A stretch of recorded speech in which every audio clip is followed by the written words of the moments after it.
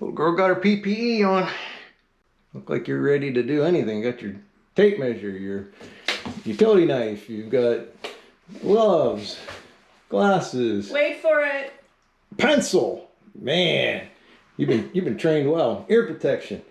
All right, we're back here where we poured the concrete slab. We're putting down sleepers, putting treated 2x down, and I'm using the powder actuated tool.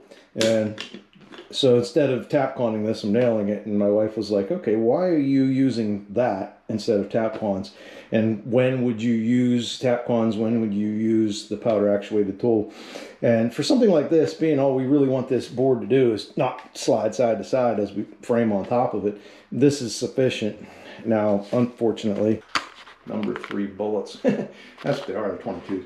But anyway, these aren't sinking in quite all the way because I've got 3-inch screw for nails. Why can't I talk right today?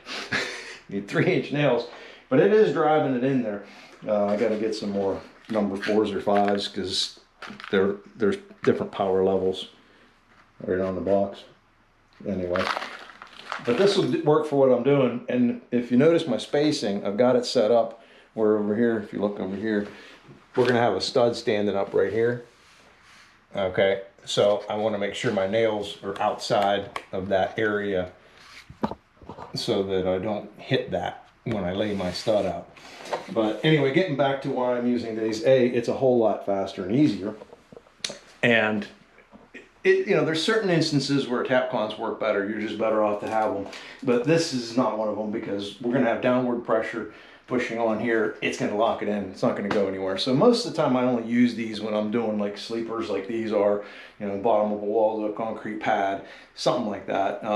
I wouldn't use it for anything on a wall or anything like that. I'd use a tap con that would screw it and hold it in much better. Or even like if you were doing a handrail on a porch or something like that, I'd rather use a tap con. So anyway, that's me. Anyway, little safety tips on this. So you just push the nail in there, and then you put the actual bullet in right here. Now, you got to be careful because it's live ammo. So you got to treat it like it's a gun and live ammo. So I always leave it like that, but if you're not careful, if you're moving it around, all of a sudden it falls out. And you go like that, and this is laying in there sideways and it doesn't shoot, and it kind of scares you. You're like, uh-oh, do I have a slow burn and the bullet's not going off? But that's why I always do it like this. I always put the nail in, put the bullet in, leave it open, but leave it like that, and then go getting ready to shoot. Let me did this out of order because I don't have my PPE on. All right, anyway, now I can push down on it, pull the trigger, and then make sure that comes out. You don't want to leave that in there. So if you keep doing it like that, you'll be safe. Just think it through. You forgot the most important reason to choose this. What's that? You forgot the most important reason. It's more fun. More fun? And you can scare the customer witless. Yeah, we already did that too. Yeah. Poor Michael come walking in just as I shot. Yeah. I did say fire in the hole. Just saying. I do need to figure out how I'm going to do. I got to put a board down here on the end or something for an end wall.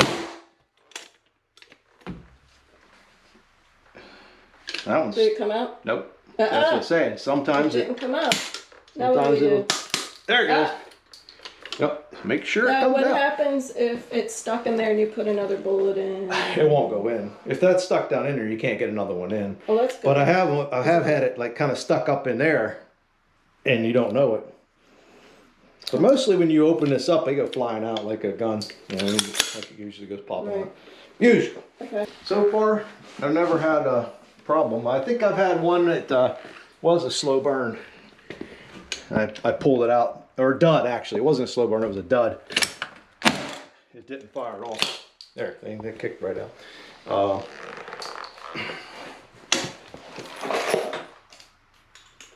Just treat it like it's a gun. So you wouldn't want to point it at anybody? Oh, good heavens no. Although, years ago, guys used to love shooting stuff, other guys. shoot their pass loads at another guy and hit them with a bullet. I mean a nail, and yeah, I mean, I've heard of some crazy stuff.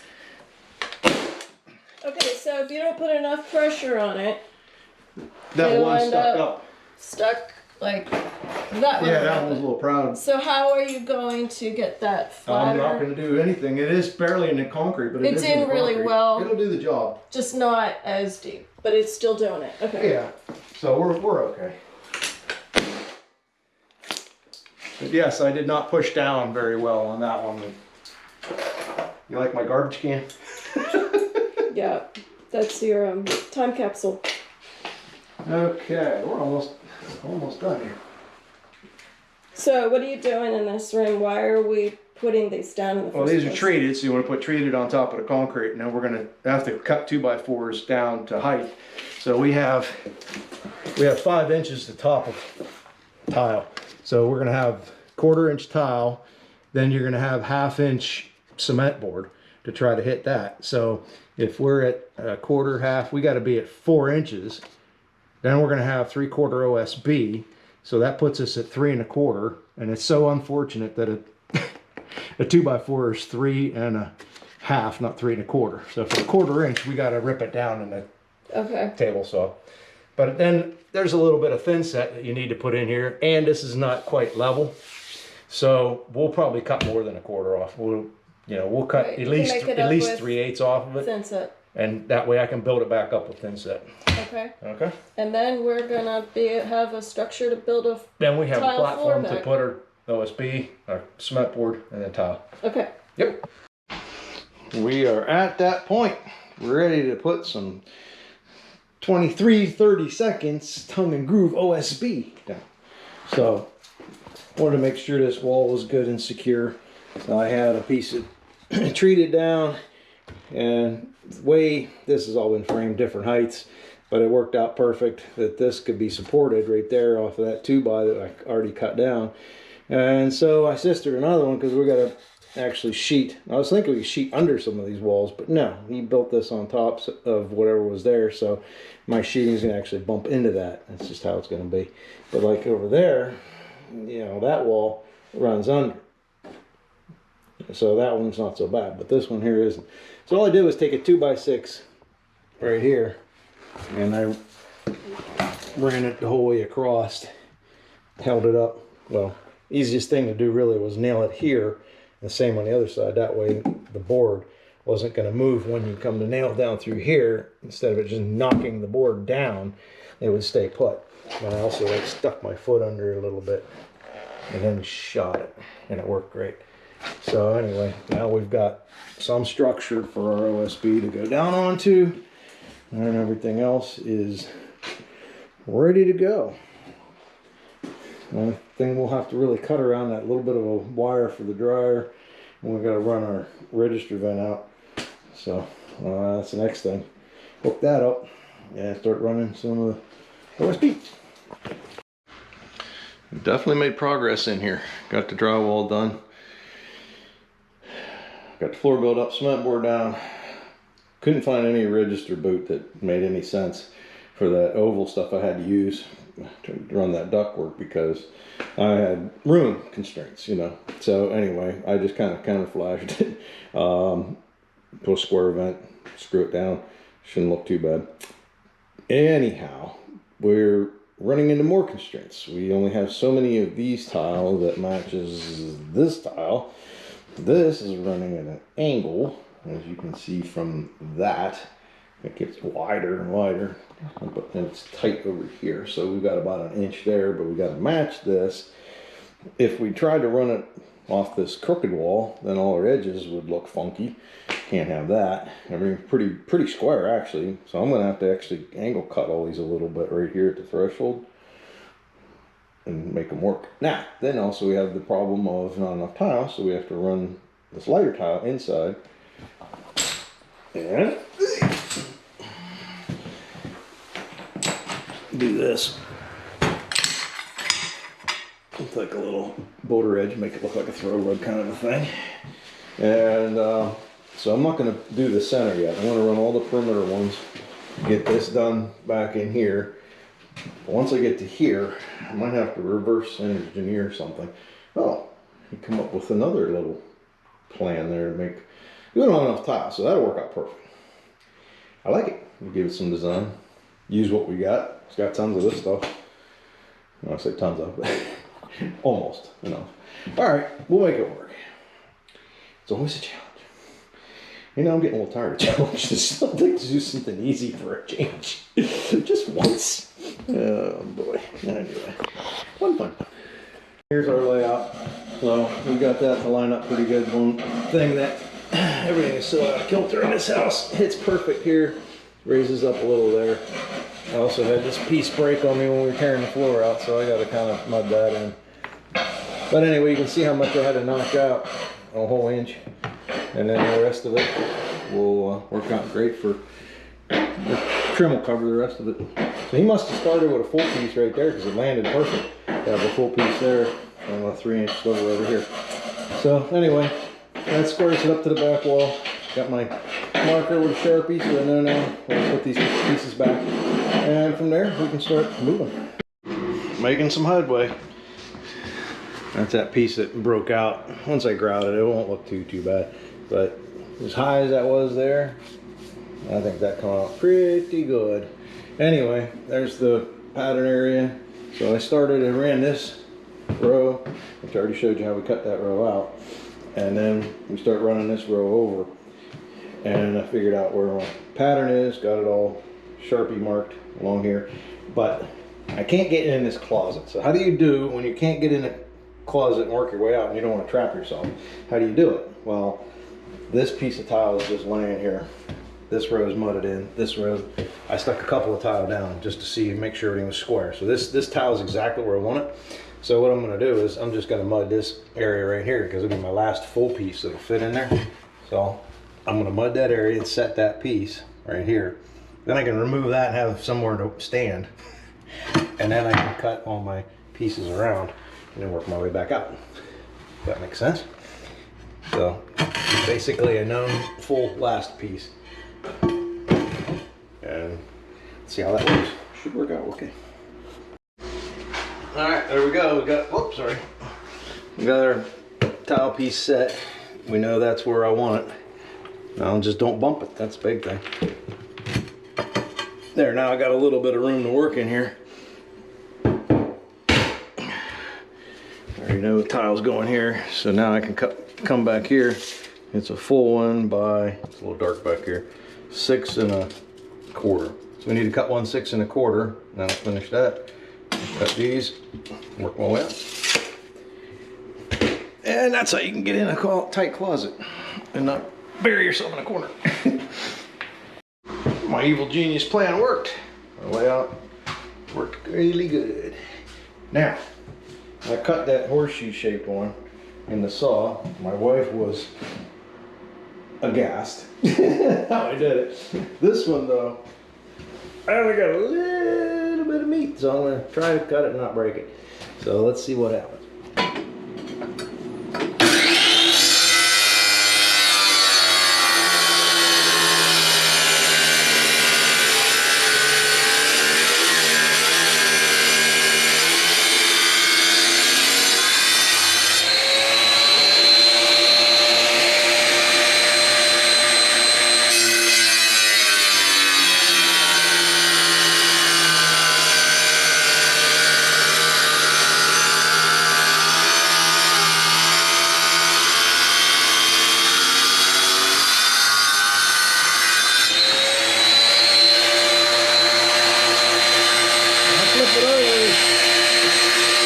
Cut some off the outside of the tile so we're going to curve in the blade.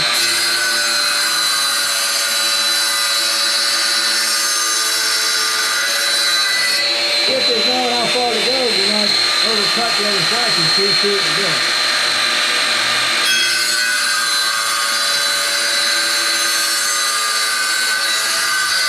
Kind of a guesstimate.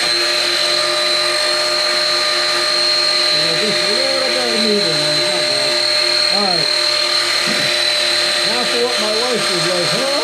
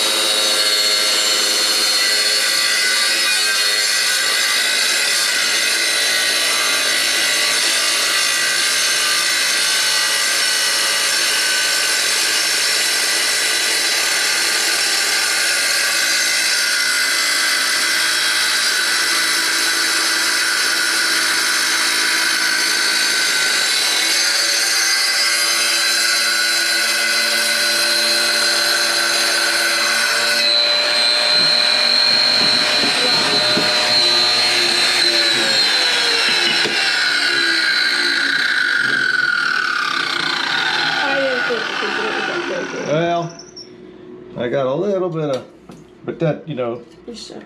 last one I just took a screwdriver, A little burr. gave it a little tap.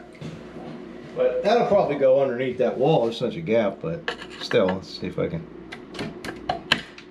That's probably good enough. Wow. If I had to, I could get in there and hit it with the grinder. I keep that angle grinder. I thought it would. I keep that angle grinder for fixing stuff like that. I know. Yeah, I may need it. Oh, I gotta cut that other end off first. I won't know until I cut this. This is shorter over here. Oh, yeah. So I gotta, we're looking good so far. I forgot I gotta cut that off. Because that's only 11 inches back. And it's short little legs.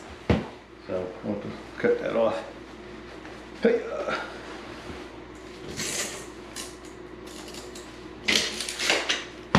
That's why I got that one that was chipped. Tried to use up all the chipped pieces. I'm getting there. I don't know if this will fit in this blade though. Gonna just probably make it not hit that arm there.